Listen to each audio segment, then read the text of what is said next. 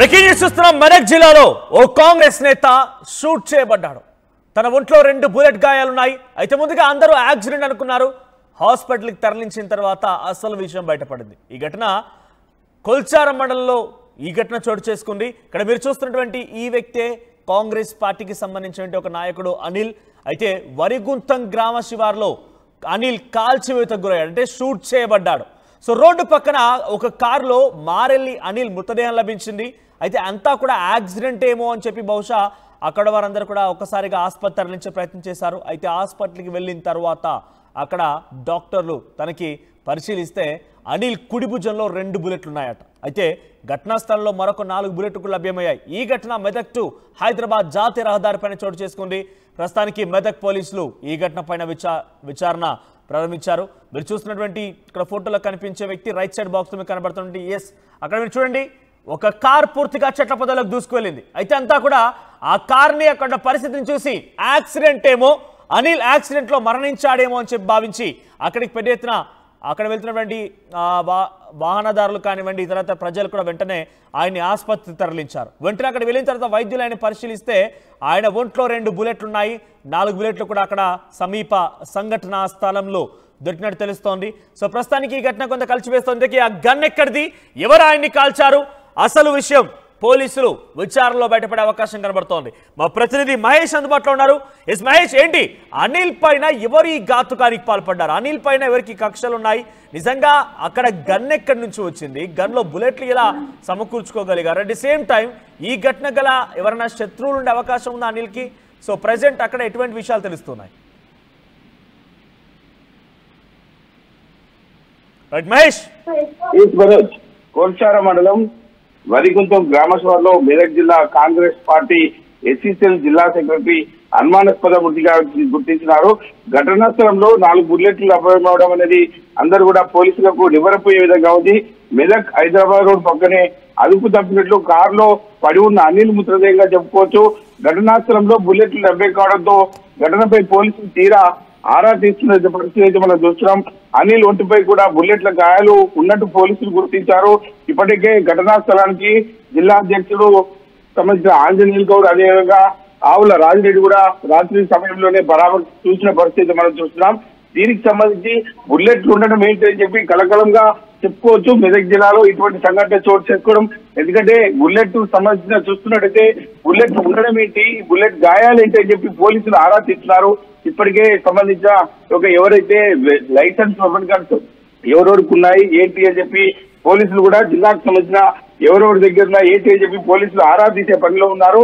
ఎందుకంటే బుల్లెట్ కి సంబంధించిన నంబర్ కోడ్ ఉంటుంది కాబట్టి ఎవరెవరు ఇటువంటి దారుణానికి ఒడిగట్టారు, ఇటువంటి వ్యక్తికి ఒక చిన్న ఏజ్ లో రాజకీయంగా ఎదుగుతున్న వ్యక్తికి ఎవరు ప్రధాన శత్రువులుగా ఉన్నారు ఏంటి అని చెప్పి పోలీసులు ఇప్పటికే సీరియస్ గా తీసుకొని ఒక పని కూడా నిమగ్నమై ముందుకెళ్తున్న పరిస్థితి మనం చూస్తున్నాం. దీనిపై జిల్లాలో ఇప్పటికే బీఆర్ఎస్ కాంగ్రెస్ మధ్య ఒక వార్ వన్ సైడ్ గా నడుస్తుంది. ఇటు మైనంపల్లి వర్గము, ఇటు పద్మాదేవంటి వర్గం కూడా 2 వర్గాల మధ్య కూడా తీవ్ర ఉత్కంఠమైన పరిస్థితి రాజకీయ నేపథ్యంలో ఉన్న పరిస్థితి మనం చూస్తున్నాం. అదేవిధంగా చూసుకున్నట్టయితే పోలీసులకు ఒక సవాల్గా చెప్పుకోవచ్చు. ఇటువంటి సంఘటన ఎప్పుడు కూడా జరగలేదు మెదక్ జిల్లాలో.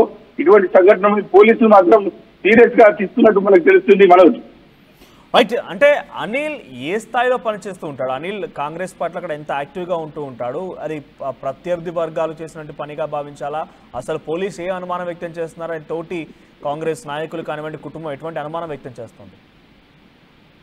ఖచ్చితంగా ఇప్పుడు చూస్తున్నాం, బీఆర్ఎస్ వర్సెస్ కాంగ్రెస్ అని చెప్పి నువ్వా నేనన్న రీతిలో కూడా మెదక్ జిల్లాలో ఈ యొక్క సంఘటన చోటు చేస్తుందని మనం చూస్తాం. ప్రతిసారి కూడా ఒకరి మీద ఒకరు విమర్శించుకోవడం చూస్తున్నాం. కానీ ఎస్సీసీఎల్ సంబంధించిన వ్యక్తి కాబట్టి ఇదే సీరియస్ గా పార్టీలో ఉండి అనిల్ పనిచేస్తాడు కాబట్టి, అంటే ఈ యొక్క లైసెన్స్ గన్స్ ఎవరెవరికి ఉన్నాయి ఏంటి అన్న కోణంలో కూడా పోలీసు చూస్తున్నారు. ఎందుకంటే అక్కడ బుల్లెట్ దొరకడము, ఈ యొక్క అనిల్ దేహంపై అంటే బుల్లెట్ గాయాలు ఉండడం అనేది అందరికీ పోలీసులకు ఒక క్వశ్చన్ మార్క్ ఉంది.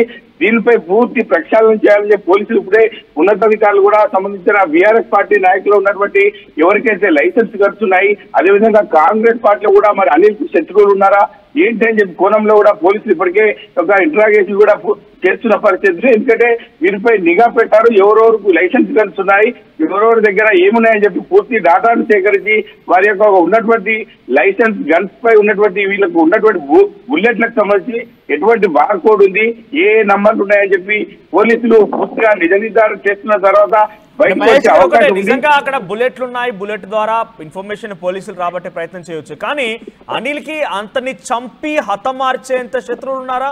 నడి రోడ్డు పైన రెక్కిర్వహించి చంపేటువంటి శత్రువులు ఉన్నారా? తన కుటుంబీకులు కానీ తన తోటి నాయకులు ఏం చెప్తున్నారు?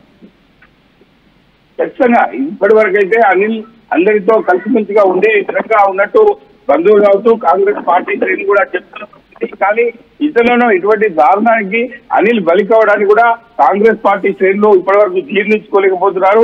దీనిపై ఉన్నతాధికారుల సమీక్ష చేయాలి ఖచ్చితంగా చెప్పి ఇప్పటికే జిల్లా అధ్యక్షుడు ఆంజనేయులు గౌడ్ తో పాటు ఆవుల రాజిరెడ్డి ఇప్పటికే మైనంపల్లి కూడా అక్కడికి చేరుకునే అవకాశం ఉంది. దీనిపై పూర్తిగా సీరియస్ గా తీసుకోవాలి. ఎందుకంటే కాంగ్రెస్ పార్టీ అధికారంలో ఉన్నప్పుడే కాంగ్రెస్ పార్టీ నాయకుడిని బలిగొనడానికి కూడా తీవ్రంగా తప్పుపడుతున్న పరిస్థితి. ఎందుకంటే అధికారం ఉన్న పార్టీకి అండదండలుగా అందరూ ఉంటారు, కానీ ఇటువంటి దారుణాన్ని ఒడిగట్టే ఎవరిని సహించలేదని చెప్పి ఇప్పటికే రాష్ట్ర సంబంధించిన ప్రభుత్వం నుంచి కూడా ఆదేశాలు జారీ చేసినట్టు కూడా తెలిసింది. దీనిపై సీరియస్ తీసుకునే అవకాశం ఉంది మనం. రైట్ మహేష్, సో మొత్తం మీద అనిల్ కొల్చారం మండలంకి సంబంధించినటువంటి వ్యక్తిగా తెలుస్తోంది. ఆయన అక్కడే ఘటన జరిగింది కూడా. మెదక్ టు హైదరాబాద్ జాతీయ రహదారి పైన ఒక్కసారిగా తాను ప్రయాణిస్తున్నటువంటి ఒక కార్ చెట్లపొదలకు దూసుకువెళ్ళింది. అటుగా వెళ్తున్న వాహనదారులు, తోటి ప్రయాణికులు కానివ్వండి, సేమ్ టైం అక్కడ కొంతమంది గ్రామ ప్రజలు కలిసి ఆయన వెంటనే హుటాహుట్న ఆసుపత్రికి తరలించారు. ఆసుపత్రికి తీసుకెళ్లిన తర్వాత ఆయన ఒంట్లో 2 బుల్లెట్ గాయాలున్నట్టుగా వైద్యులు గుర్తించారు. ఆ తర్వాత అక్కడ ఘటనా స్థలంలో కూడా 4 బుల్లెట్ ఉన్నాయి. సో దీంతో ఆయన మరణం పైన పెద్ద ఎత్తున అనుమానం కలుగుతోంది. అధికార కాంగ్రెస్ పార్టీకి సంబంధించిన ఒక నాయకుడు, ఎస్ఎస్ఎల్ విభాగానికి సంబంధించిన నాయకుడు ఈ రకంగా దారుణంగా హత్యకు గురి కావడంతో ఒక్కసారిగా అందరూ కూడా అలర్ట్ అయ్యారు. ప్రస్తుతం మీరు చూస్తున్న విజువల్స్ లో రైట్ సైడ్ కింద బాక్స్ లో కనబడుతున్న విజువల్స్ లో పోలీసు అక్కడ చేరుకున్నారు, స్థానికులు చేరుకున్నారు. ఒక్కసారిగా వారంతా అక్కడ బుల్లెట్లను చూసి ఆశ్చర్యపోయారు. అక్కడ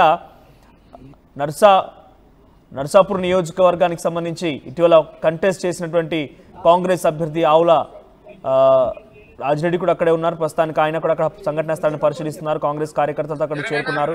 వారంతా ఒక్కసారి అక్కడ బుల్లెట్లు ఉండడం చూసి ఆశ్చర్యపోయారు. సో అప్పటి వరకు అంతా యాక్సిడెంట్ గా భావించారు. కానీ సడన్ గా బుల్లెట్లు ప్రత్యక్షమయ్యేసరికల్లా ఈ ఘటనలో చాలా పెద్ద ఎత్తున ఆందోళన కలిగించే విధంగా వారంతా కూడా ఒక్కసారిగా భయపడిపోతున్నారు. మీరు చూడండి, ఒక్కసారిగా షాక్ గురయ్యారు. అంతా కూడా ముందు